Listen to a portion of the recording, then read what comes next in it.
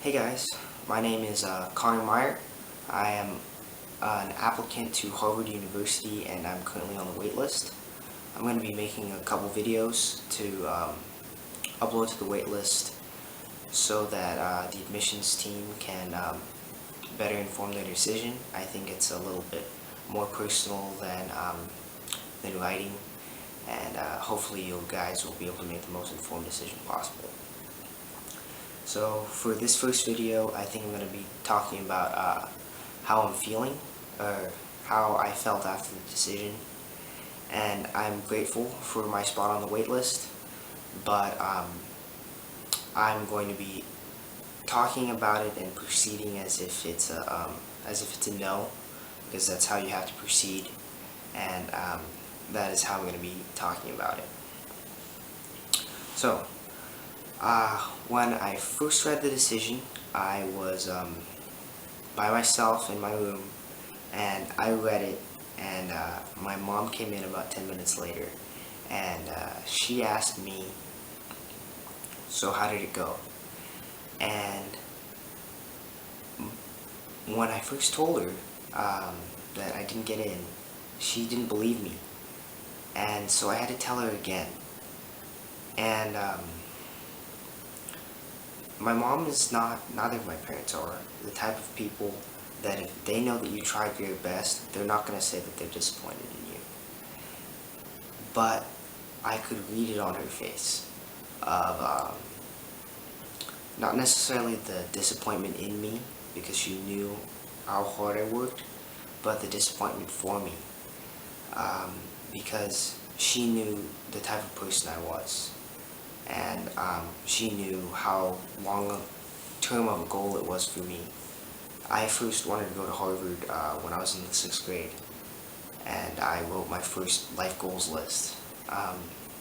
When I was little, I would write these lists of what I wanted to do, and on that one, I had mostly silly stuff. Wanting to get my black belt in Taekwondo, jump off a waterfall, run through a meadow, stuff like that. I might have written about that. But one of the things that was on that list was going to Harvard. And at that time, it wasn't for the more informed reasons that I have now. It was more for the 6th grader reason of it's the best school and I want to be the best. And even though I have more informed reasons for where I want to go, some of the pain still stems from that little kid reason of wanting to go, that little kid dream, and she knew that, and that's why she felt for me. And she also knew that because it was such a long-term goal, she knew that I had postponed happiness. And I'm the type of person that's willing to do that. That is willing to not be as happy in the moment in order to achieve a greater goal. And for me, my greater goal, my long-term goal was going to Harvard. And I still believe that that's the better path to take. It's better to have a long-term goal and to stick to it. But it's also the riskier goal. I think a lot more people choose to be happy in the moment, and because that's easier, and it's less risky. And what I mean by that is when you choose to put your happiness and put your hopes into the future, all of that depends on the work that you do paying off. And for me, I was not as happy in the moment when I was working and spending countless hours studying and working in the wrestling room. But I was willing to do it because I said, once this all pays off, it's all going to be worth it. And when you don't get that payoff when you think that you do, it kind of shifts your focus, and it kind of makes you take a step back and say, did I just waste all that time? Did I waste all that work? And when the decision's still raw, when those feelings are still raw, that's how you feel. But what I've learned after that is that the work that I put in, even though it was for an external goal, is not just because of that, and it wasn't wasted because it helped shape my character, even if I didn't achieve what I was doing it for. And that was an important lesson to take away from it, that I worked hard because that's part of who I am. And while I still do want it to pay off, I'm not the type of person that's going to let that defeat define me. And that was an important growing experience. Also, the other thing that I've been feeling or more noticing is the prevalence of senioritis. I'm sure you know what that is. That's prevalent when a lot of second semester seniors who get their admissions decisions done with their applications start acting differently than they did before their applications were in, or before they got their decisions. And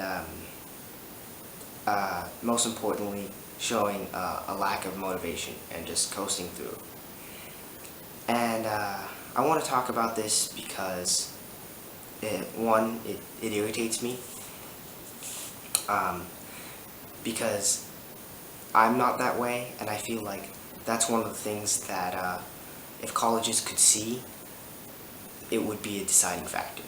And it's one of the things that I always feel like, oh, I wish that the admissions team could see this. Like, I wish they could see something that I see so clearly, and I can't. And part of that is because I get irritated because I think that it shows a lack of innate motivation in people. Even people that get into good schools, they know that a 90% looks the same as a 99% in terms of your report card. They know that even if it slips to a B+, they're probably not going to get a rescindence letter. And I'm just not that type of person. I'm the type of person that no matter the external goal, I'm going to try to challenge myself, push myself to my limit, and try to do my best.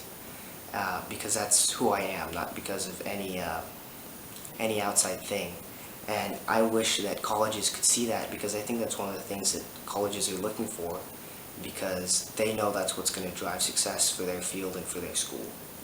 And I've just, almost every day I feel like, oh, I wish I could show them this.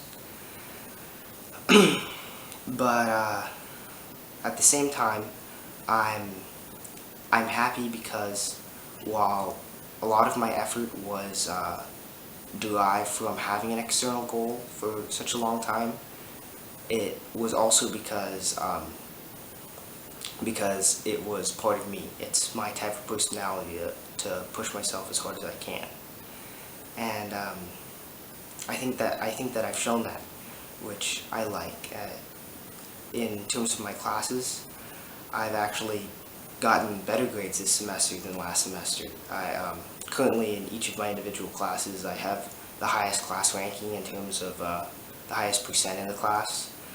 In wrestling, it's a little bit different because we're in postseason, but I personally was able to start a fundraiser that raised thousands of dollars for the team, which is good because we've had a problem with a lack of funding.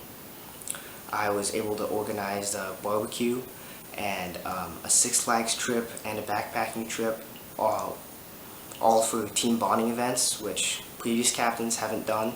That's something that a personal policy that I put in because I thought it would be good for the team. And with the money we gained from the fundraising, I decided to get us new gear because we haven't had new gear since my freshman year, and I wanted our guys to have that. Part of it is hats, and we got their names on the side of the hats, and I think that everybody's really excited about it, so that made me feel good. So it was nice to be more involved. In fact, this semester I feel like I've been more involved with wrestling because I've had more time not doing applications.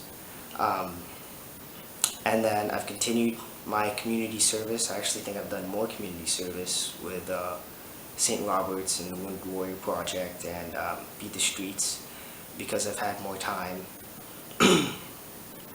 And I've continued my tutoring business and babysitting services outside of school.